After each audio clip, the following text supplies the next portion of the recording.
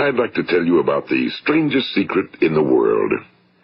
Some years ago, the late Nobel Prize-winning Dr. Albert Schweitzer was being interviewed in London, and a reporter asked him, "Doctor, what's wrong with men today?" And the great doctor was silent a moment, and then he said, "Men simply don't think." It's about this that I want to talk with you. We live today in a golden age. This is an era that man has looked forward to, dreamed of, and worked toward for thousands of years. But since it's here, we pretty well take it for granted. We in America are particularly fortunate to live in the richest land that ever existed on the face of the earth, a land of abundant opportunity for everyone. But do you know what happens? Well, let's take 100 men who start even at the age of 25. Do you have any idea what will happen to those men by the time they're 65? These 100 men who all start even at the age of 25 believe they're going to be successful. If you ask any one of these men if he wanted to be a success, he'd tell you he did. And you'd notice that he was eager toward life, that there was a certain sparkle to his eye, an erectness to his carriage, and life seemed like a pretty interesting adventure to him. But by the time they're 65, 1 will be rich. 4 will be financially independent. 5 will still be working. 54 will be broke. Now think a moment. Out of the 100, only 5 make the grade. Now why do so many fail? What has happened to the sparkle that was there when they were 25? What's become of the dreams, the hopes, the plans? And why is there such a large disparity between what these men intended to do and what they actually accomplished? When we say about 5% achieve success, we have to define success. And here's the best definition I've ever been able to find. Success is the progressive realization of a worthy ideal. If a man is working toward a predetermined goal and knows where he's going, that man is a success. If he's not doing that, he's a failure. Success is the progressive realization of a worthy ideal. Rollo May, the distinguished psychiatrist, wrote a wonderful book called Man's Search for Himself. And in this book he says, the opposite of courage in our society is not cowardice. It is conformity. And there you have the trouble today. It's conformity, people acting like everyone else without knowing why, without knowing where they're going. Now think of it. In America right now, there are over 18 million people 65 years of age and older. And most of them are broke. They're dependent on someone else for life's necessities. Now, we learn to read by the time we're 7. We learn to make a living by the time we're 25. Usually by that time, we're not only making a living, we're supporting a family. And yet by the time we're 65, we haven't learned how to become financially independent in the richest land that has ever been known. Why? We conform. And the trouble is that we're acting like the wrong percentage group, the 95 who don't succeed. Now, why do these people conform? Well, they really don't know. These people believe that their lives are shaped by circumstances, by things that happen to them, by exterior forces. They're outer-directed people. A survey was made one time that covered a lot of men, working men, and these men were asked, "Why do you work? Why do you get up in the morning?" 19 out of 20 had no idea. If you ask them, they'll say, well, everyone goes to work in the morning, and that's the reason they do it, because everyone else is doing it. Now let's get back to our definition of success. Who succeeds? The only person who succeeds is the person who is progressively realizing a worthy ideal. He's the person who says, I'm going to become this, and then begins to work toward that goal. I'll tell you who the successful people are. A success is the school teacher who's teaching school because that's what he or she wants to do. The success is the woman who's a wife and mother because she wanted to become a wife and mother and is doing a good job of it. The success is the man who runs the corner gas station because that was his dream. That's what he wanted to do. The success is the successful salesman who wants to become a top-notch salesman and grow and build with his organization.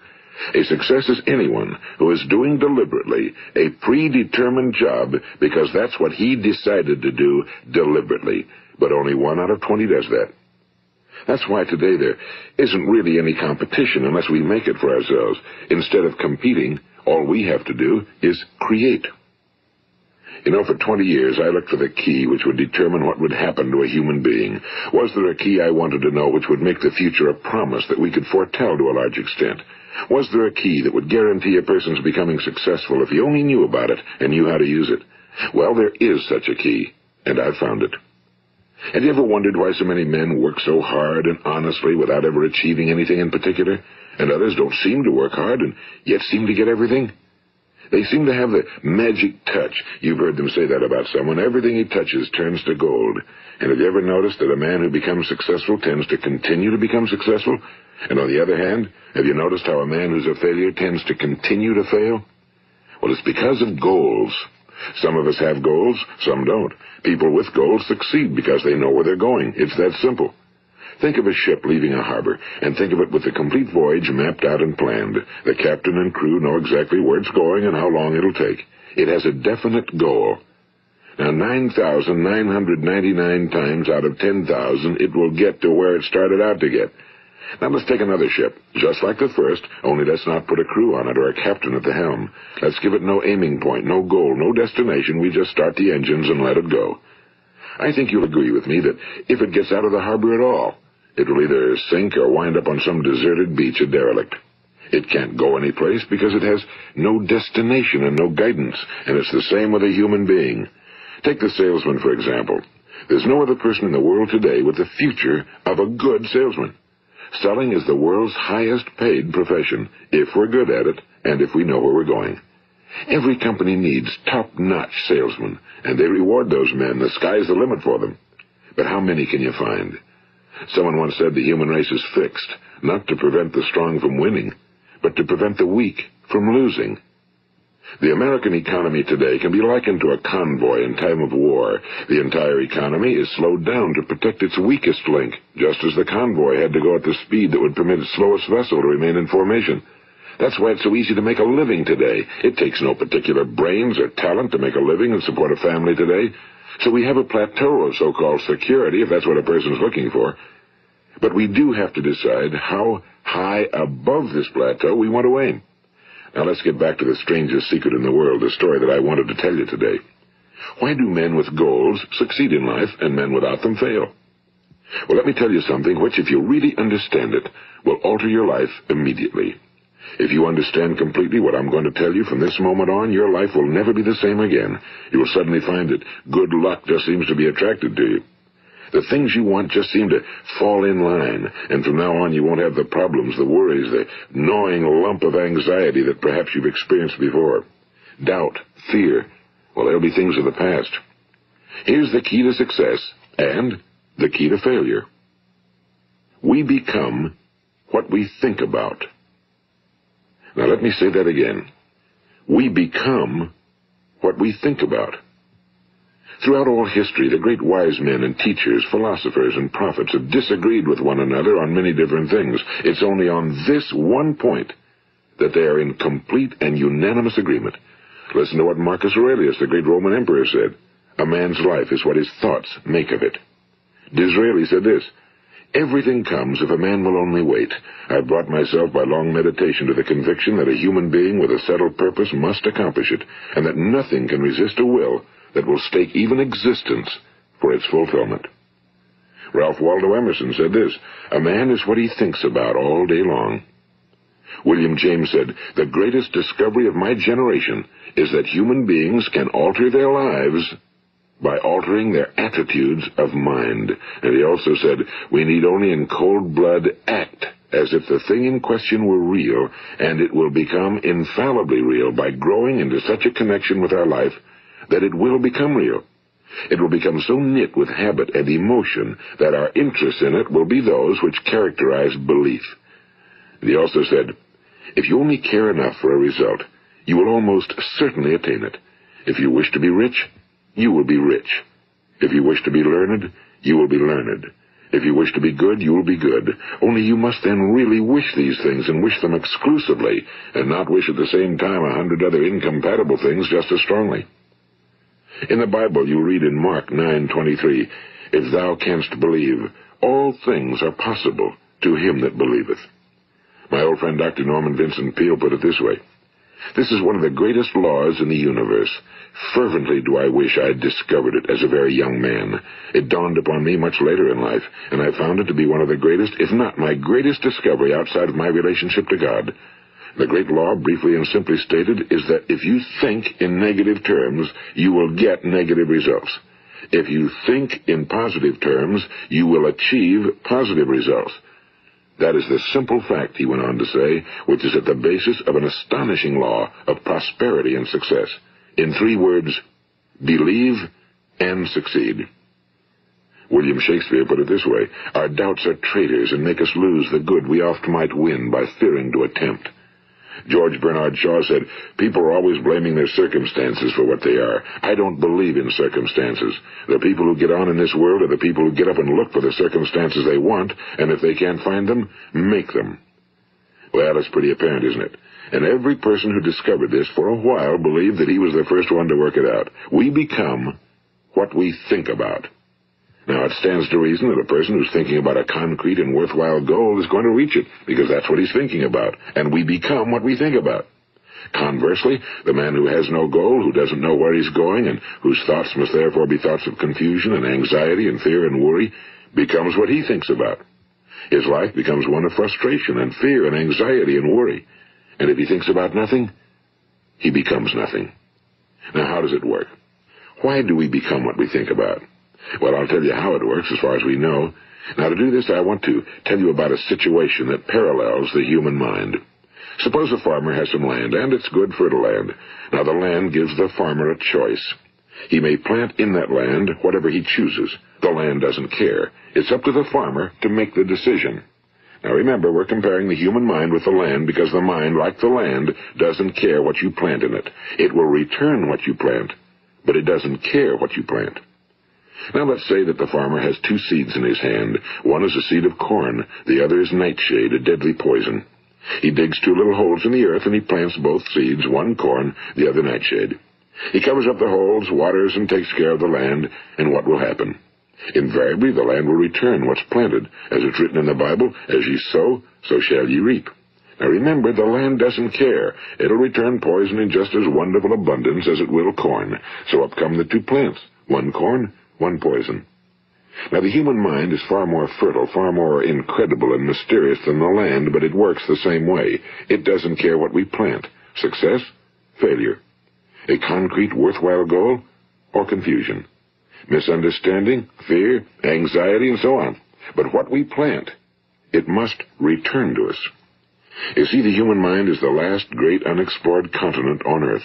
It contains riches beyond our wildest dreams. It will return anything we want to plant. Now, you might say, well, if that's true, why don't people use their minds more? Well, I think they figured out an answer to that one, too. Our mind comes as standard equipment at birth. It's free, and things that are given to us for nothing we place little value on. Things that we pay money for, we value. The paradox is that exactly the reverse is true. Everything that's really worthwhile in life came to us free. Our minds, our souls, our bodies, our hopes, our dreams, our ambitions, our intelligence, our love of family and children and friends and country, all these priceless possessions are free. But the things that cost us money are actually very cheap and can be replaced at any time. A good man can be completely wiped out and make another fortune. He can do that several times. Even if our home burns down, we can rebuild it. But the things we got for nothing, we can never replace. The human mind isn't used because we take it for granted. Familiarity breeds contempt. It can do any kind of job we assign to it, but generally speaking, we use it for little jobs instead of big, important ones. Universities have proved that most of us are operating on about 10% or less of our abilities. So decide now, what is it you want? Plant your goal in your mind. It's the most important decision you ever make in your entire life. What is it you want? Do you want to be an outstanding salesman? A better worker at your particular job? Do you want to go places in your company? In your community? Do you want to get rich? All you've got to do is plant that seed in your mind, care for it, work steadily toward your goal, and it will become a reality. It not only will, there's no way that it cannot. You see, that's a law, like the laws of Sir Isaac Newton, the laws of gravity. If you get on top of a building and jump off, you'll always go down. You'll never go up, and it's the same with all the other laws of nature. They always work. They're inflexible. Think about your goal in a relaxed, positive way. Picture yourself in your mind's eye as having already achieved this goal. See yourself doing the things you will be doing when you've reached your goal. Ours has been called the phenobarbital age, the age of ulcers and nervous breakdowns and tranquilizers, at a time when medical research has raised us to a new plateau of good health and longevity. Far too many of us worry ourselves into an early grave trying to cope with things in our own little personal ways without learning a few great laws that will take care of everything for us. These things we bring on ourselves through our habitual way of thinking. Every one of us is the sum total of his own thoughts. He is where he is because that's exactly where he really wants to be, whether he'll admit that or not. Each of us must live off the fruit of his thoughts in the future, because what you think today and tomorrow, next month and next year, will mold your life and determine your future. You're guided by your mind. I remember one time I was driving through eastern Arizona, and I saw one of those giant earth-moving machines roaring along the road at about 35 miles an hour with what looked like 30 tons of dirt in it. A tremendous, incredible machine, and there was a little man perched way up on top with the wheel in his hands guiding it. And as I drove along, I was struck by the similarity of that machine to the human mind. Just suppose you're sitting at the controls of such a vast source of energy. Are you going to sit back and fold your arms and let it run itself into a ditch? Or are you going to keep both hands firmly on the wheel and control and direct this power to a specific, worthwhile purpose? It's up to you. You're in the driver's seat. You see, the very law that gives us success is a two-edged sword. We must control our thinking. The same rule that can lead a man to a life of success, wealth, happiness, and all the things he ever dreamed of for himself and his family. That very same law can lead him into the gutter. It's all in how he uses it, for good or for bad. This is the strangest secret in the world. Now, why do I say it's strange, and why do I call it a secret? Actually, it isn't a secret at all. It was first promulgated by some of the earliest wise men, and it appears again and again throughout the Bible, but very few people have learned it, understand it. That's why it's strange, and why for some equally strange reason it virtually remains a secret. I believe that you could go out and walk down the main street of your town and ask one man after another what the secret of success is, and you probably wouldn't run into one man in a month who could tell you. Now, this information is enormously valuable to us if we really understand it and apply it. It's valuable to us not only for our own lives, but the lives of those around us, our families, employees, associates, and friends. Life should be an exciting adventure. It should never be a bore. A man should live fully, be alive. He should be glad to get out of bed in the morning. He should be doing a job he likes to do because he does it well. One time I heard Grove Patterson, the great late editor-in-chief of the Toledo Daily Blade, make a speech, and as he concluded his speech, he said something I've never forgotten. He said, "My years in the newspaper business have convinced me of several things. Among them, that people are basically good, and that we came from someplace, and we're going someplace. So we should make our time here an exciting adventure. The architect of the universe didn't build a stairway leading nowhere." And the greatest teacher of all, the carpenter from the plains of Galilee, gave us the secret time and time again. As ye believe, so shall it be done unto you. I've explained the strangest secret in the world and how it works. Now, on this side, I want to explain how you can prove to yourself the enormous returns possible in your own life by putting this secret to a practical test. I want you to make a test that will last 30 days. It isn't going to be easy, but if you'll give it a good try, it will completely change your life for the better. Now, back in the 17th century, Sir Isaac Newton, the English mathematician and natural philosopher, gave us some natural laws of physics which apply as much to human beings as they do to the movement of bodies in the universe. And one of these laws is that for every action, there is an equal and opposite reaction. Simply stated, as it applies to you and me, it means we can achieve nothing without paying the price. The results of your 30-day experiment will be in direct proportion to the effort you put forth. To be a doctor, you must pay the price of long years of difficult study. To be successful in selling, and remember that each of us succeeds to the extent of his ability to sell. Selling our families on our ideas, selling education in schools, selling our children on the advantages of living the good and honest life, selling our associates and employees on the importance of being exceptional people. To, of course, the profession of selling itself. But to be successful in selling our way to the good life, we must be willing to pay the price. Now, what is that price? Well, it's many things. First, it's understanding emotionally, as well as intellectually, that we literally become what we think about, that we must control our thoughts if we're to control our lives. It's understanding fully that as ye sow, so shall ye reap. Second, it's cutting away all fetters from the mind and permitting it to soar as it was divinely designed to do. It's the realization that your limitations are self-imposed and that the opportunities for you today are enormous beyond belief. It's rising above narrow-minded pettiness and prejudice. And third, it's using all your courage to force yourself to think positively on your own problem, to set a definite and clearly defined goal for yourself, to let your marvelous mind think about your goal from all possible angles, to let your imagination speculate freely upon many different possible solutions, to refuse to believe that there are any circumstances sufficiently strong to defeat you in the accomplishment of your purpose, to act promptly and decisively when your course is clear, and to keep constantly aware of the fact that you are, at this moment, standing in the middle of your own acres of diamonds, as Russell Conwell used to point out. And fourth, save at least 10% of every dollar you earn. It's also remembering that no matter what your present job, it has enormous possibilities, if you're willing to pay the price. Now let's just go over the important points in the price each of us must pay to achieve the wonderful life that can be ours. It is, of course, worth any price. 1. You will become what you think about. 2. Remember the word imagination and let your mind begin to soar. 3. Courage.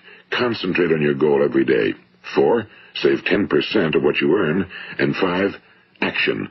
Ideas are worthless unless we act on them. Now, I'll try to outline the 30-day test I want you to make. Keep in mind that you have nothing to lose by making this test and everything you could possibly want to gain.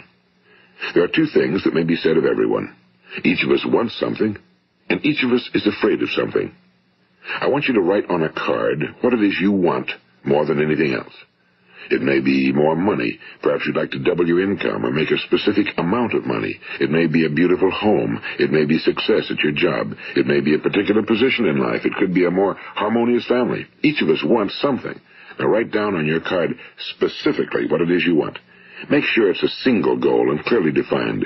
You needn't show it to anyone, but carry it with you so that you can look at it several times a day. Think about it in a cheerful, relaxed, positive way each morning when you get up, and immediately you have something to work for, something to get out of bed for, something to live for. Look at it every chance you get during the day and just before going to bed at night. And as you look at it, remember that you must become what you think about, and since you're thinking about your goal, you realize that soon it will be yours. In fact, it's yours really the moment you write it down and begin to think about it. Look at the abundance all around you as you go about your daily business. You have as much right to this abundance as any other living creature. It's yours for the asking. Now we come to the difficult part. Difficult because it means the formation of what is probably a brand new habit, and new habits are not easily formed. Once formed, however, it will follow you for the rest of your life. Stop thinking about what it is you fear. Each time a fearful or negative thought comes into your consciousness, replace it with a mental picture of your positive and worthwhile goal. And there will come times when you'll feel like giving up. It's easier for a human being to think negatively than positively. That's why only 5% are successful. You must begin now to place yourself in that group. For 30 days, you must take control of your mind. It will think about only what you permit it to think about. Each day for this 30-day test, do more than you have to do. In addition to maintaining a cheerful, positive outlook, give of yourself more than you've ever done before. Do this knowing that your returns in life must be in direct proportion to what you give. The moment you decide on a goal to work toward, you're immediately a successful person. You are then in that rare and successful category of people who know where they're going. Out of every 100 people, you belong to the top 5. Don't concern yourself too much with how you're going to achieve your goal. Leave that completely to a power greater than yourself. All you have to do is know where you're going. The answers will come to you of their own accord and at the right time. Remember these words from the Sermon on the Mount, and remember them well. Keep them constantly before you this month of your test. Ask, and it shall be given you. Seek, and ye shall find. Knock, and it shall be opened unto you. For every one that asketh receiveth, and he that seeketh findeth, and to him that knocketh it shall be opened. It's as marvelous and as simple as that. In fact, it's so simple that in our seemingly complicated world, it's difficult for an adult to understand that all he needs is a purpose and faith. For 30 days, do your very best. If you're a salesman, go at it as you've never done before, not in a hectic fashion, but with the calm, cheerful assurance that time well spent will give you the abundance in return you deserve and want. If you're a homemaker, devote your 30-day test to completely giving of yourself without thinking about receiving anything in return, and you'll be amazed at the difference it makes in your life. No matter what your job, do it as you've never done it before for 30 days. And if you've kept your goal before you every day, you'll wonder and marvel at this new life you've found. Dorothea Brand, the outstanding editor and writer, discovered it for herself and tells about it in her fine book, Wake Up and Live.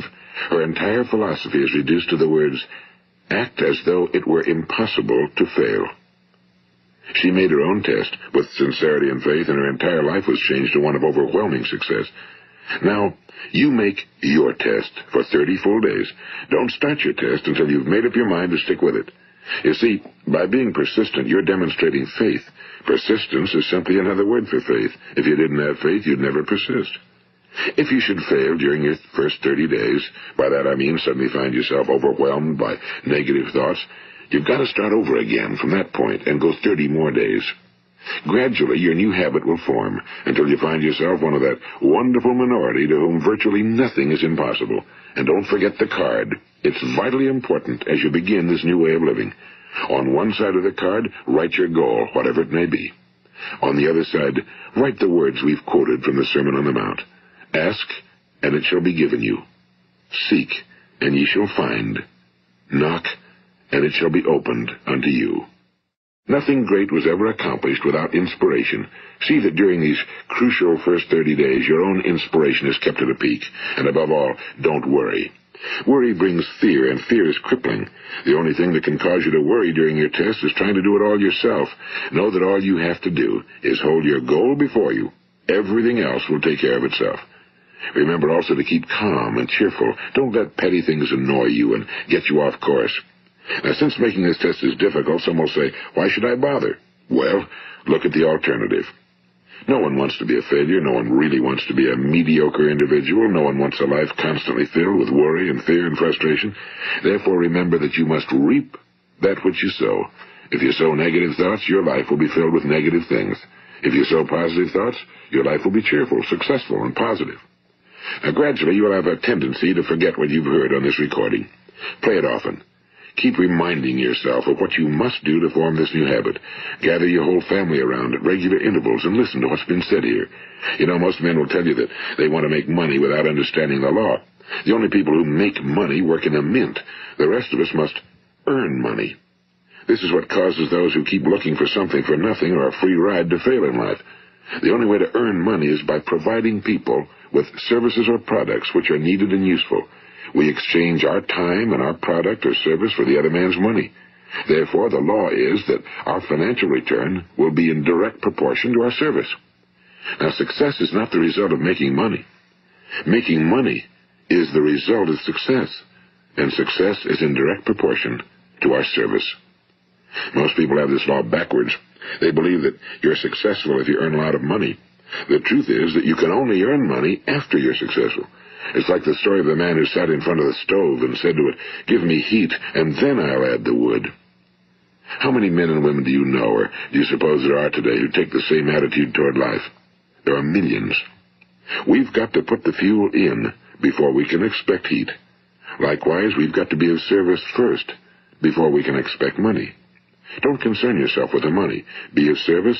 Build, work, dream, create.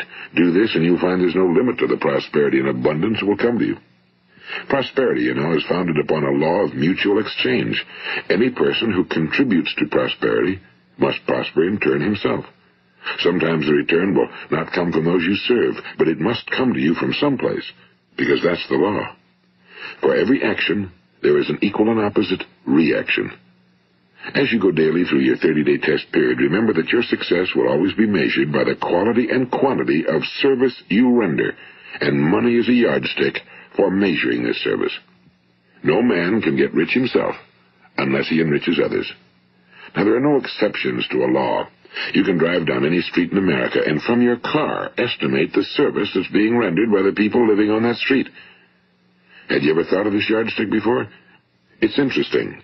Some, like ministers and priests and other devoted people, measure their returns in the realm of the spiritual, but again, their returns are equal to their service. Once this law is fully understood, any thinking person can tell his own fortune. If he wants more, he must be of more service to those from whom he receives his return. If he wants less, he has only to reduce his service. This is the price you must pay for what you want. If you believe you can enrich yourself by deluding others, you can end only by deluding yourself. It may take some time, but just as surely as you breathe, you'll get back what you put out. Don't ever make the mistake of thinking you can avert this. It's impossible. The prisons and the streets where the lonely walk are filled with people who tried to make new laws just for themselves. We may avoid the laws of man for a while, but there are greater laws that cannot be broken. An outstanding medical doctor recently pointed out 6 steps that will help you realize success. 1. Set yourself a definite goal. 2. Quit running yourself down. 3. Stop thinking of all the reasons why you cannot be successful and instead think of all the reasons why you can. 4. Trace your attitudes back through your childhood and try to discover where you first got the idea you couldn't be successful, if that's the way you've been thinking. 5. Change the image you have of yourself by writing out a description of the person you would like to be. And 6. Act the part of the successful person you have decided to become. The doctor who wrote those words is a noted West Coast psychiatrist, Dr. David Harold Fink. Do what the experts since the dawn of recorded history have told you must do. Pay the price by becoming the person you want to become. It's not nearly as difficult as living unsuccessfully. Make your 30-day test, then repeat it again, and each time it will become more a part of you until you'll wonder how you could ever have lived any other way. Live this new way, and the floodgates of abundance will open and pour over you more riches than you may have dreamed existed. Money? Yes, lots of it. But what's more important, you'll have peace. You'll be in that wonderful minority who lead calm, cheerful, successful lives. Start today. You have nothing to lose, but you have a whole life to win. This is Earl Nightingale, and thank you.